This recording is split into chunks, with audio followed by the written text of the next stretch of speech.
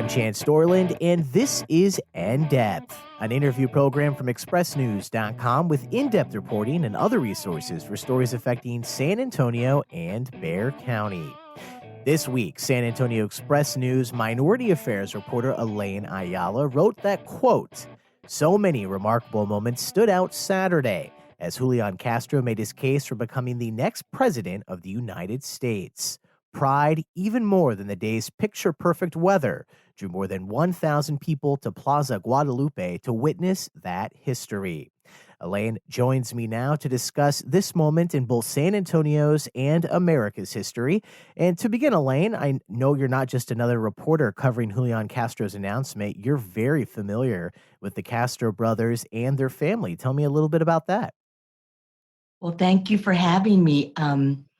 I came back to San Antonio more than 20 years ago after newspaper stints all over the country and got reacquainted again with Rosie Castro, who in her own right is a historical figure in Latino politics and was involved in the 60s and 70s to bring about more political representation in South Texas towns and cities.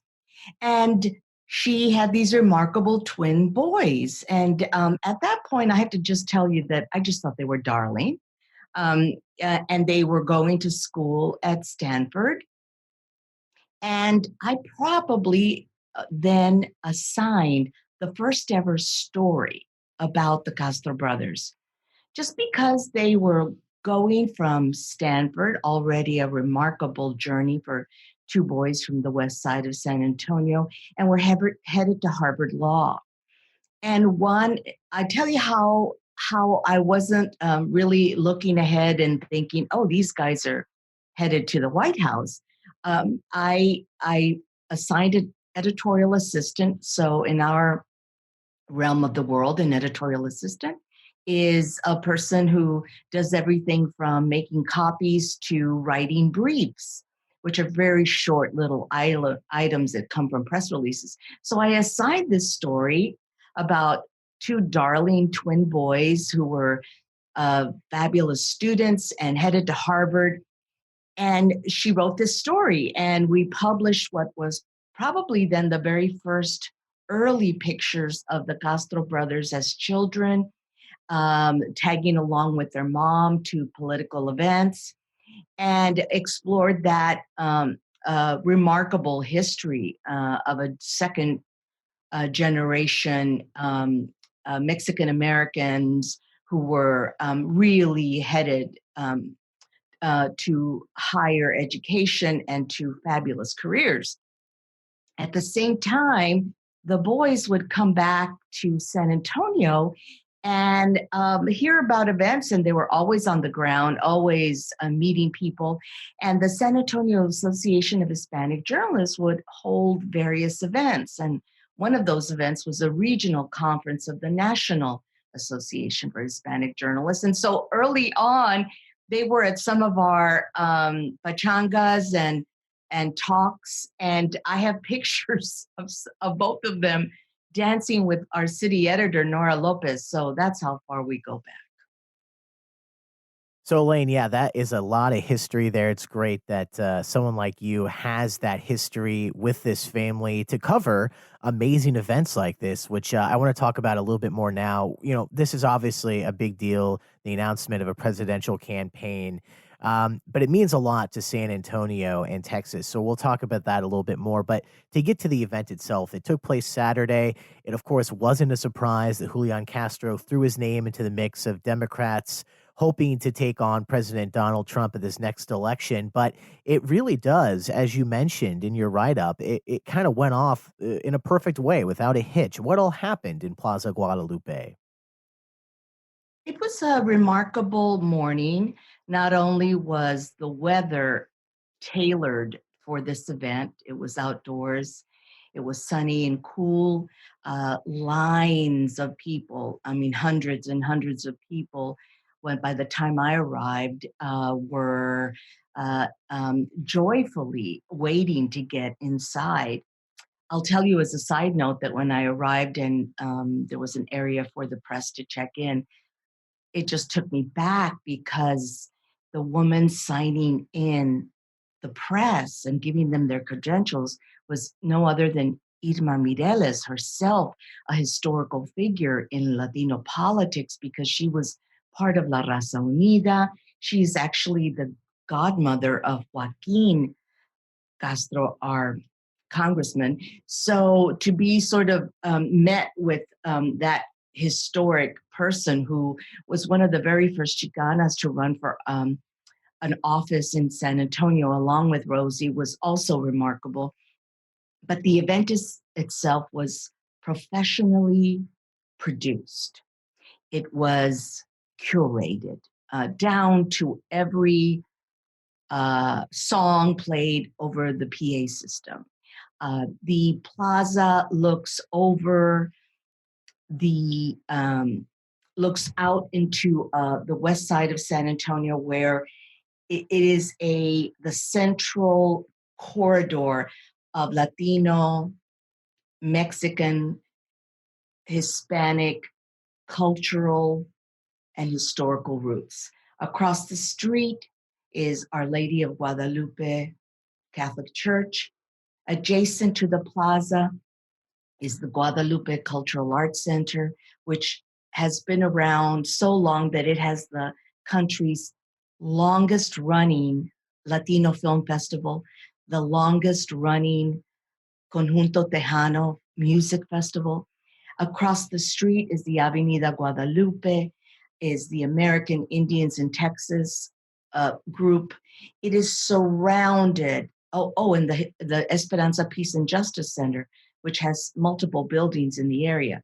So this is ground zero for Hispanic San Antonio. And of course, San Antonio has often been called the Mexican capital of the United States. And it's definitely, though the population is much smaller than that of Los Angeles and Houston, or even Chicago, for example, it makes up such a large percentage, a predominant group in San Antonio, that it is regarded as a place where so many of those roots in New Spain and in native San Antonio, Native American San Antonio, and Mexican San Antonio are right there. So it was produced Obama-esque, like it, down to the teleprompters coming up and going down at perfectly precise times.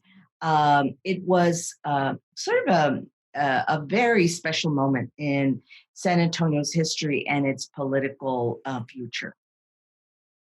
Yeah, it's excellent the way you talk about, San Antonio often called military city. Another way to describe it, as you just discussed, Julian Castro, obviously a former mayor of San Antonio who went on to do some other things and now throwing his hat into the ring for Democratic hopefuls for the next presidential election. Also attached to what you just said, obviously Spanish and English were both used by Julian Castro that day. Tell me about it. He's not a Spanish speaker, and he's never pretended to be. He took Spanish language lessons. He had a tutor while he was mayor and tried mightily to become a fluent speaker, but he's not, and he's never pretended to be that. But I have to tell you that he really brought it on Saturday. He spoke in English and Spanish in declaring his candidacy, and it was an emotional moment. There were people in the audience who were crying. Who I did say in one of my columns that if I were in Rosie Castro's position, I can imagine that a heart could really burst with pride because she was very composed and she was one of the people who spoke that day, but it was an emotional moment for the people in the audience.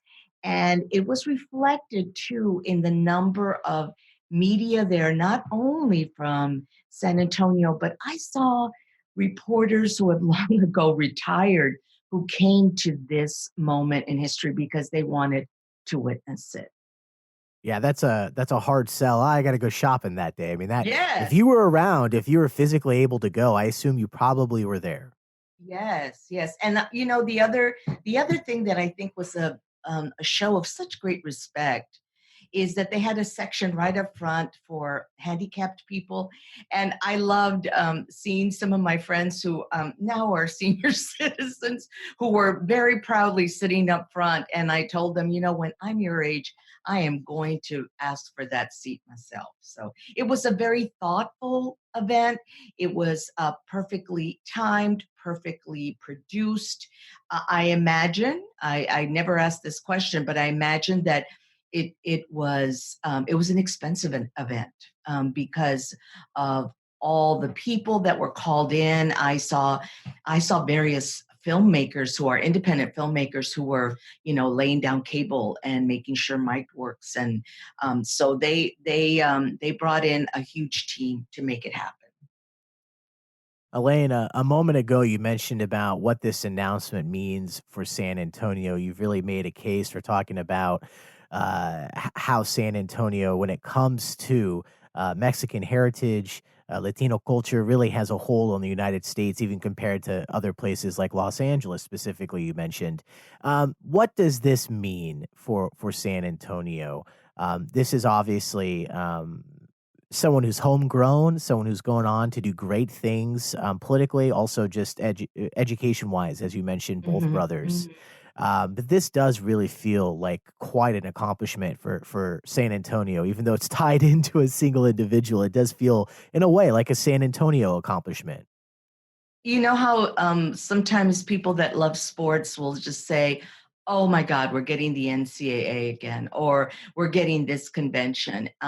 For political types, for Latino politicos, I imagine for the entire political landscape of San Antonio, this was a big deal. And what it means is San Antonio is again on the map. And it was a historic moment because he is the very first presidential candidate to come out of San Antonio, period, among all ethnic groups. He's the very first. Now, nationally, he's actually the third, as far as I can see. Bill Richardson of New Mexico was the most recent candidate for president on the Democratic side, and a little known candidate from was born in Kansas. His name is Benjamin Fernandez, a Republican, ran 3 times in the 80s, but is little known even today. He steps, Julián Castro steps into this moment where the country knows that the white population is diminishing, minorities are on the increase. It is likely to continue. Texas's school children are majority Latino already, and it's that moment in history where we're seeing what all the demographers have been telling us for about 3 decades, that the future of Texas is very much Latino. And so this is what scares Republican voters, conservative voters, um, that they feel that the tide is turning against them. I would argue that the tide is turning towards the future for all of us, and that certainly there are those that might see this still as a divisive political shift.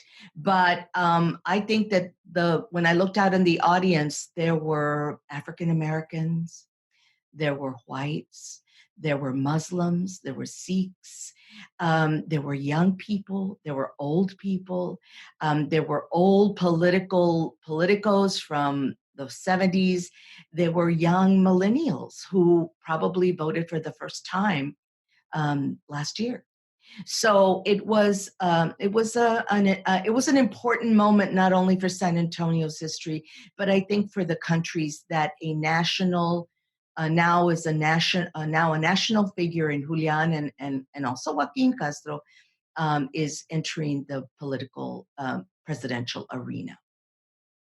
Yeah, thank you for mentioning the history of other Latino candidates in the U.S. doing the same thing. But yeah, I've seen this branded more as the first national candidate of Mexican descent who was a household name. Mm-hmm. Mm-hmm. But it is somewhat different than what's happened in the past, and we'll just have to go on and see how different it might actually turn out to be. We have a few moments left here, Elaine. We could probably keep on going on and on about this. You're very passionate about this topic. I'd love to know what you've been hearing from people, both Democrats, middle of the road, non-aligned voters, and also conservative. As you just mentioned, Republicans. What are people saying about Castro's presidential bid? What's the reaction? Obviously, this didn't, surprise a lot of people. They knew this was coming. One thing we have to remember is this is terribly early. And the likelihood that he'll end up at the Democratic National Convention is probably doubtful.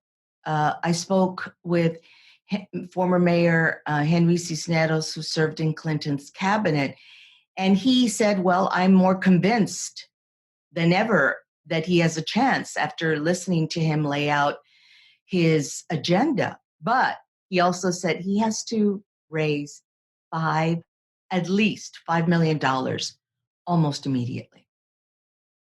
That's a lot of money. I'll tell you also this, that one of my dear friends who I went to college with, Luis Escareño, who's a Democratic and Republican supporter, he helps Latinos on all ends of the political spectrum, was in Houston recently before the announcement to go to a Castro pep talk in which he was talking to future donors, to people who potentially would give to his campaign. And Louis was just astonished that every moneyed Democratic giver was in the room. And most of them were white. And they were listening. And they are figuring out who to give their money to. And they often give in spurts. They might give a little bit now, they'll give a little bit later. When called upon in a crunch, they'll give more. And this is that world of people who give and who like the influence that they are near when they pitch to a particular candidate. So $5 million, Henry Cisneros said, is not impossible to raise to keep his staff paid for the rest of the year, even when he doesn't do well in certain early contests. So we'll see how he does. We'll see how close he gets to that $5 million mark, and able to keep a staff and keep afloat while other candidates might fall off, come to the surface, and then fall off the grid. And then finally, Elaine, before we say goodbye, any final thoughts? Perhaps a little bit of a way to spark conversation right here at the end. A lot of people seeking the presidency, but there does have to be a vice presidential candidate on the Democratic side. Well, some commentators, and these are, fellow members of the press nationally, say, well, he's really running for vice president, or he's really running for a cabinet post. And of course, this indeed does happen among all of the whatever winning side often picks people who used to were running against them, and all of a sudden are named ambassador to this or director of that. I think it's still a very historic moment, still a very early moment.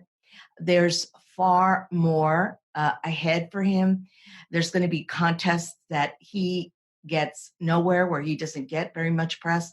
But remember, he's young, unlike other candidates that may join in, like Joe Biden, Elizabeth Warren,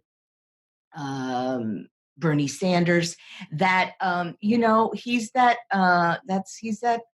young, fresh face from San Antonio, and he'll have to get his name out there. He's got a lot of work ahead of him, but he's got a special secret weapon, and that is Rosie Castro, who probably made the most moving introduction of her own son, and was terribly composed, and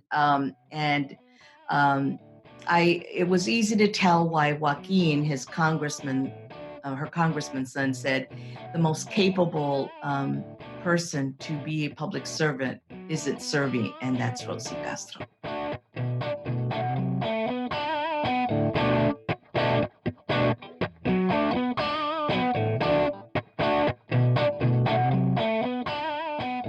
And thank you to San Antonio Express News Minority Affairs reporter Elaine Ayala for joining me for today's episode of the In Depth Podcast, an interview program from expressnews.com.